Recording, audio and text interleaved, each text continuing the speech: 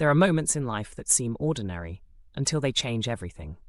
This is the story of one such moment and one empty seat. The train was late again. The platform was full of people wrapped in their own thoughts, some on phones, some scrolling endlessly, some just staring into space.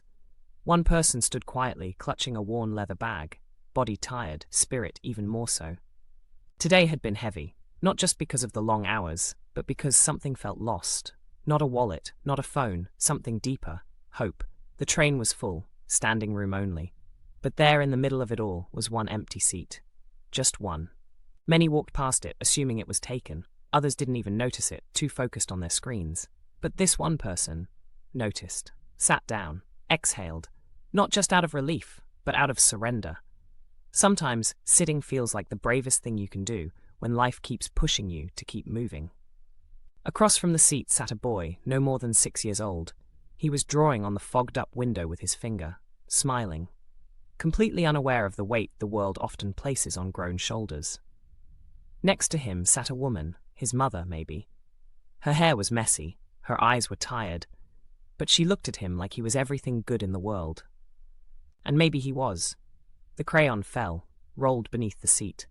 Automatically, the tired passenger bent down, picked it up and handed it back with a small smile. The boy whispered, "Thank you. You're really kind." Then something unexpected. He said, "You look like someone who's lost their happy." It was innocent, honest, unfiltered, the way only children can be. That sentence echoed louder than any train horn. It wasn't offensive. It wasn't cruel. It was true. Something inside shifted. For the first time in a long time, this person didn't feel invisible. They didn't feel like a background character in someone else's story. They were seen by a child with a crayon on a rainy Tuesday evening in a packed train.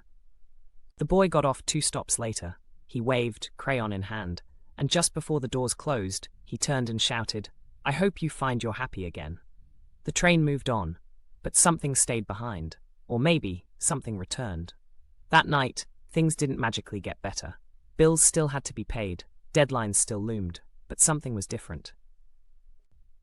Because when a stranger notices your invisible pain, when a child speaks to your soul without knowing it, you realize you're still here. You're still capable of feeling, and that means you're still capable of healing. The seat wasn't just a place to rest. It was a reminder. Even in the noise, in the rush, in the quiet ache of daily life, you can be seen. You can be heard.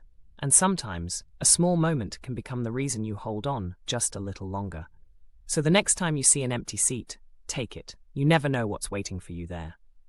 Fade out. Peaceful music, city skyline at night, lights passing by.